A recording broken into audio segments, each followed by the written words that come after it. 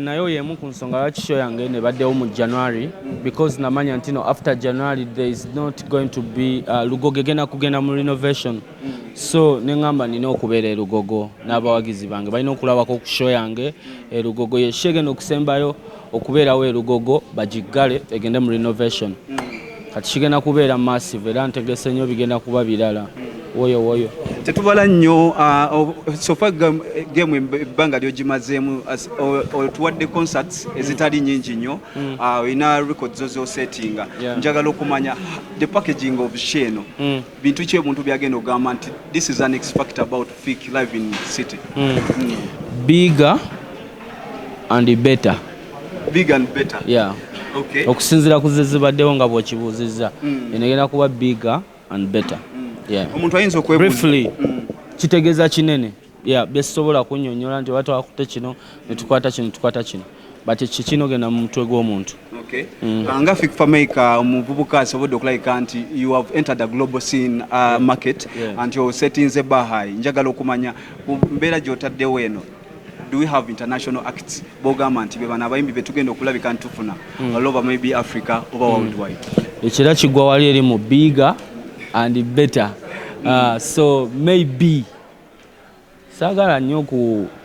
kujjula buli kimu omuntu aleme kujja nga amanyi buli kimu ekigenda okubeerayo naye kyaba amanya nti ku show ze mbadde nga nkola this is bigger and better then mu buli kimu mu nteekateeka mu bayimbi abagenda okujja mu stage mu nyambala mu venue mu everything weekend joliko weekend is somehow tight wogitunuuliramu tulinako event nyingi okuli ezekubagana ne ya David Lutalo njagala okumanya gwenga omuntu Fik fameica naddala tuli mu January bagamba January erimu paka ekoma mu August erimu omwaka kumpi mulamba ng'omuntu oyinza okugamba nti totidde mu byokutya byo bye nasooka ovaako kubanga omuntu atya tatuuka wentuuse so munze temuli mu kutya nze ndi mafia nina n'olimba baluyita ntalafia sitya kubanga ndi mafia so kyonna kyekirize ennumba bulumbi era kankozesa omukisa guno eno okuyisaawo ne ku event z'abalala pisaawo show ya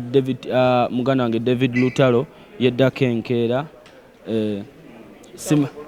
njisaawo mu bulungi obw'ekitalo kuba singa tebubadde bulungi sandigyogeddeko nandibadde njogera ku yange yokka ennaku z'omwezi nga 27 tugende tuwagire David Lutalo ku Serena Hotel yaman olwaleero ogamba nti ogenda kubeera ogiyisizaawo mu bulungi ng'omwendo osinga muganda wo tuyinza okusuubira at one time ne tugamba nti kukola olunaku olwa 27 tinawe odinnya ku stage ya Lutalo nina gye ngenda okubeera nga 27 ngenda kubeera Fort Portal sijja kibasuubiza ekyo then nga 28 ngenda kubeera Mitiana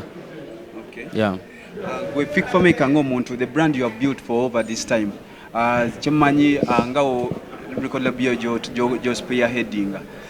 abaana okoze otyo okulabika nti introducing abaana tulabe Nigeria abasajja bendo singa abaana abavubuka banaba bato we know very well inabo botekako omukono naye esawa zino sofa baana kibotaddewo babogamba nti these are the people bwengamba nti be bano betadde ku scene sharing a platform nkyakola nnyo okutuuka ku level eyo naye nina muganda wange gwenkola naye bamuyita Mozero Kids inshallah I think I've not been in this industry for so long naye nkola okutuuka ku level eyo nange okubaako ne gwenyamba era nina bangi benyamba oluusi besaagala nakuyisa mu kamera so Fik nga gwe gyove Kawempe ebintu bigize bigira nabaye bakutwala kanti ndigwa ku internet n'ogamba toli member of parliament olunaku olwaleero Kawempe back ewaka talent ze Kawempe etafaali okoze otya Fik fameica kubanga bagamba mwewana engule mwe abatwala ebitone bye Uganda era ne Kawempe tujja kuba okusokera ddala nze gyenva so already omuzannyo gwe Kawempe mangukoze ki mangutadde ku map inshallah we naba mfunye obusobozi era nja kubaako n'ekyenkola nsuubira nti siri musajja ali selfish siri musajja mubi naye nange nkyerwanako mwana tonaba bulungi so as far as the entertainment industry is concerned olunaku olwaleero tulabe bagenda kubawa the home of arts Uganda twalabye nti ebiseera ebisinga olunaku olwaleero jam session yayimiridde let's talk about the old saga okubeera nga abayimbi olunaku olwaleero mugambibwa nga bagenda n'okulabika nti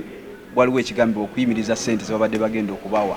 mwe ng'abayimbi evidiyo nze tuze twogerangako buli enkya n'eggulu ebyesente kansooke nze nwane ku byange ndi mu kwekolako nga nze ndi mu kunoonya ndi mu kukola kivulu nga nze ndi mukozi sigenda kutunulira ssente zonna zijja kumpeebwa buweebwa ndi mu kukola tujja tutandikiraawo. Okay. So ng'omusiraamu omwana omuyisiraamu olunaku olwaleero obusiraamu tubumanyi bulungi butukubiri ebiseera ebisinga bukontana n'endongo gwe ng'omuntu kusaidi y'abayisiraamu bannaffe obagamba ki nga ogenda mu concert eno olunaku olwaleero kubanga bo bayinza ogiyita araamu nti omwana byakola tetubitegeera mbagamba nti ze sikontana na ndongo nze nkolagana nze musiraamu akolagana n'endongo. Okay,